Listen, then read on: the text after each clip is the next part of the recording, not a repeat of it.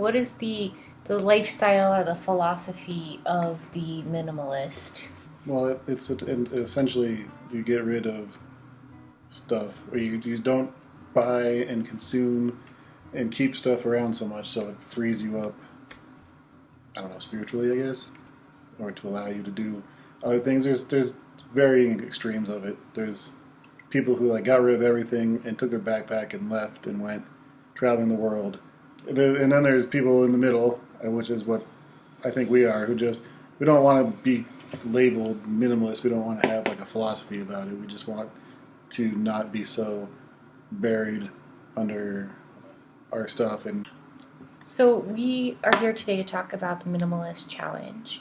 And we first heard about it. Kevin saw these two guys online, the Minimalists, and they have this sort of game, they call it, where you get rid of things every day. yeah, one item a day, or one item the first day, two items the second day, so on and so forth. Yeah, so by the 30th day, you're getting rid of 30 items. And we thought that sounded pretty interesting, albeit a little scary. And then we read some further articles, and we saw this woman who had done it week by week because her schedule and life didn't really afford her the time to go through this every day. So she just added up the amount of items she would need to get rid of each week in order to meet the quota, which was 400 and something. It was well over 400 items that would be out of your life forever if you did the challenge as they had designed it. And there weren't a lot of rules. One of the articles that we read imposed certain rules which we thought were fair, such as getting rid of garbage doesn't count. So you can't throw away a Snickers wrapper and count that as your one item for the day because you were going to throw that away anyway. And I thought that there were particular areas that bothered me. They cluttered, and every time I looked at them, I felt anxiety. So I thought going by area would be better for me. So that's how we approached it. And then we decided we weren't going to go like samurai down to nothing kind of existence. Right, that aesthetic, that minimalist aesthetic, that's where everything is painted white and there's like one, I don't know, single potted aloe plant in the entire room. Which, as a designer, I like that look. Because we have a lot of stuff just sitting around, but then there are the things that you keep because they have some sort of sentimental value. Yeah, and it's hard because me more so than Desiree, it's a collector, and I'm trying to not do that anymore. In terms of collecting, now we've talked before many times over the years just about the idea of being a collector and what that means and what type of psychological function that fills for somebody to collect. And that is maybe something that I don't understand quite as well. I've never had the desire to grab onto things, to hang on to things, to have every one of a set. I've never been much of a collector. I do, however, own a lot of books. I read a lot of books, and I mostly keep them around after I've read them. I like to reread books, but I know there are a lot of books that I didn't like very much, or that I won't or don't intend to ever read again, or if I do decide I want to read them again, are very easily accessible. So that was the first place we tackled when we started cleaning, was our books, and we have a fairly sizable collection of books as is.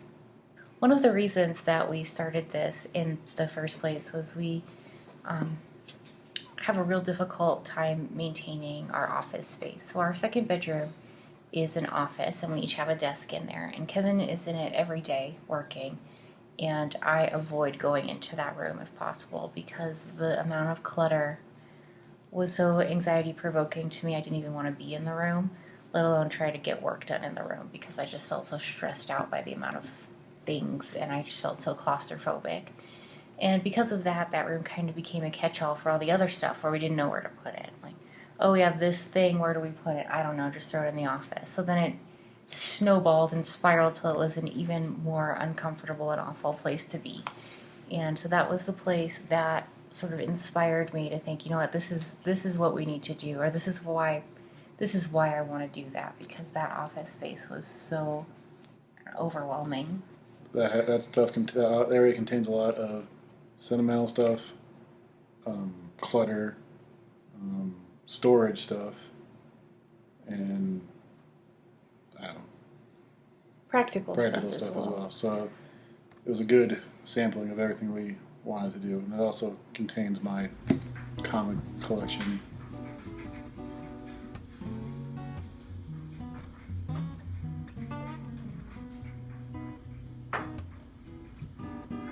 Why are we hanging on to all this stuff that we don't need? It's inessential. We don't use it. We don't look at it. It's not bringing us any type of joy or practical function. It's just sitting here and it's just collecting dust. And that's one of the things that I was really excited about when Kevin said he was on board for taking on the Minimalist Challenge, because it's nice to just, it feels so freeing.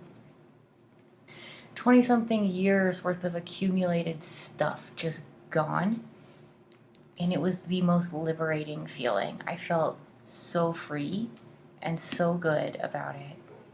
The sentimental stuff was a little bit harder than I thought. Yeah, I mean, some of it is harder than the other. Even going through it. So with that in mind, we started in the office, as Desiree said, and we've been doing it for like 3 weeks now, off and on. As a teacher, I've collected things over the years, and I always thought I was pretty good about it. Like, I'll get a drawing or a card or a gift from a student, and I don't feel pressured or the need to keep every single one of those things. I appreciate them for what they are as a gesture, and I move on with my life. But over the years, I've hung on to the special ones, the ones that really stood out to me at the time, or really felt meaningful at the time, and that collection has grown. Now, even though I keep maybe 1% of the things that I was given, it's still turning into a much larger pile. So I felt very freed when I gave myself permission to take a photo of it and toss it out. But the bulk of it is done, and I feel really good about it. We got rid of so much stuff. Desiree will post pictures in here. It's like 100% different in there. So after going room by room, closet by closet, and getting everything that we could as minimalized as possible, and we got rid of all the stuff we don't use, all the clothes we don't wear, all the shoes we have just collected over the years, we ended up getting rid of a total of 1,072 items. 644 of those were mine, 421 were Kevin's, and 7 belonged to our dog Lucy.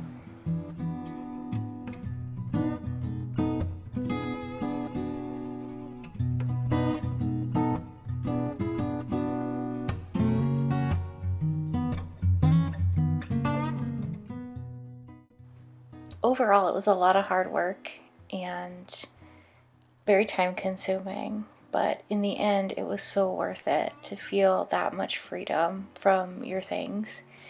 And I think it's something that we plan on doing again year after year. Obviously, we probably won't have nearly as many items now that we're more consciously thinking about what we purchase and what we're bringing into our house, but I couldn't recommend it more highly. It was a wonderful experience. So if you're thinking about it, go for it.